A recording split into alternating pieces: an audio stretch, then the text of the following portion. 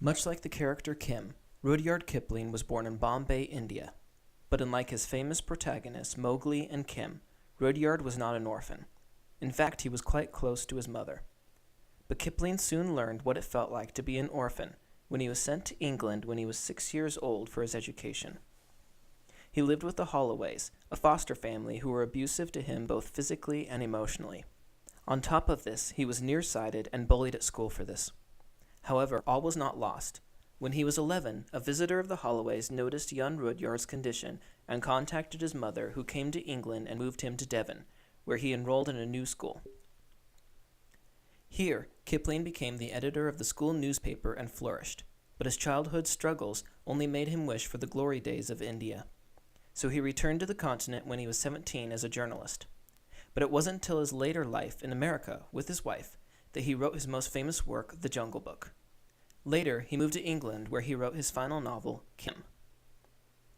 There are only a few main characters in Kim, the main one being, of course, the titular character Kim. A young Irish orphan, Kimball O'Hara, or as he calls himself, Kim, is a friend of all the world. He is a young boy whose skin has been burned black as any native, and who himself acts as a native-born Indian, and he sees things through the lens of the Indian culture. For example, at the beginning of the novel, Kim has papers, including his birth certificate, in a pouch around his neck. However, he only knows that these papers belong to a great piece of magic. We see that Kim is a street boy who has made friends with some shady people, including the horse trader and international man of mystery Mahbub Ali. Ali pays Kim to follow people and report back, and Kim enjoys the power and intrigue of these missions. But his world is changed forever when he meets an elderly Tibetan monk named Teshu Lama, who is on a spiritual quest for a river that will cleanse him of his sins. Kim becomes the Lama's chela, or disciple.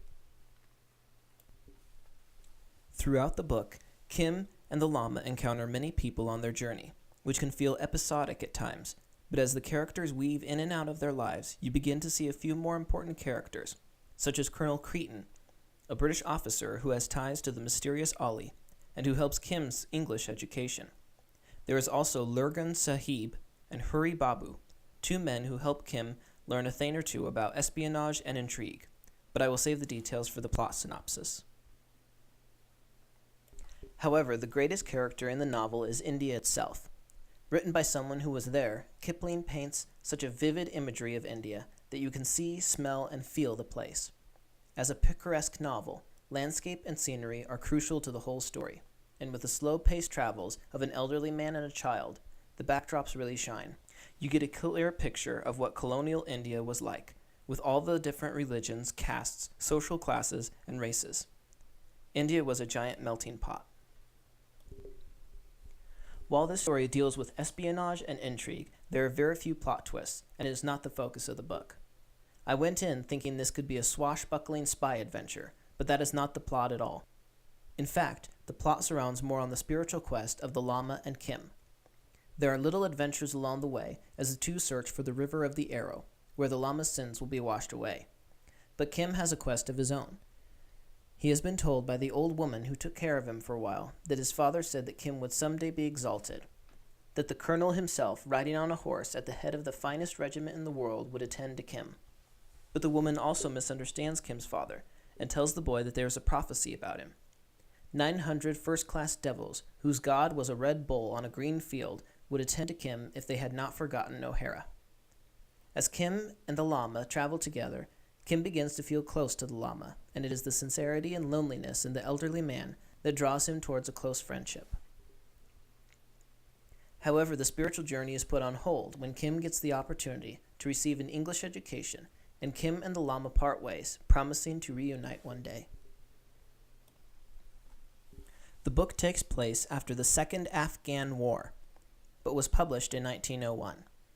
Kim fits nicely in the late Victorian era.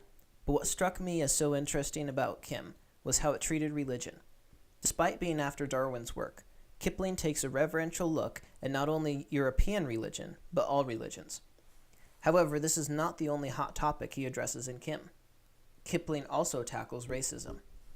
While Kim is staying at a British barracks, a young British boy keeps calling Kim the N-word. Here, Kipling raises an interesting problem for Kim. He is Caucasian, but he does not act or look like he is. He would rather be friends with the locals than his snobbish kinsmen. I think here, Kipling reaches into his own past. Perhaps he himself felt this way when he first arrived in England as a child, preferring India over the strict schools of England. While timid in real life, Kipling gives Kim incredible courage and precociousness for his age. The driving theme throughout Kim is identity. In this way, it is a lot like your typical coming-of-age story, about the transition from boyhood to manhood. But it is more than just age that Kipling explores for what makes one's identity. It is also spiritual. This is where the book shines. The point of the story was to explore the theme of what makes us who we are. Is it our race, religion, social status, upbringing, the company we keep? All these questions fall under the theme of identity. On page 1, Kipling says that Kim was white, a poor white of the very poorest. Yet Kim does not see himself this way, since he tells the Lama that the priests and soldiers are only uncurried donkeys. Kim sees himself as an Indian, as a chela to the Lama. But his papers around his neck tell a different story, and Kim has to struggle with who that makes him. Just like how Mowgli is the only human among a jungle filled with animals, Kim is the only one of his kind. Neither British nor Indian, neither Anglican nor Buddhist nor Muslim. Throughout the book, there are moments where Kim meditates. Who is Kim? One of the other themes in the book is friendship. Kim tells the Lama, "I have no friend save thee, O Holy One." However, Kim receives the title of Friend of all the world. So, can Kim only have one friend when he is a friend of all the world? Kipling addresses this when he shows how Kim initially treats the Lama. He decides to accompany the Lama on his quest because it sounds like an adventure, but also because he has a side angle with Mahbub Ali. However, Kim later becomes closer to the Lama, till Kim, who had loved him without reason, now loved him for 50 good reasons. But the Lama and Kim are lonely at the beginning. Neither one has someone who loves them unconditionally.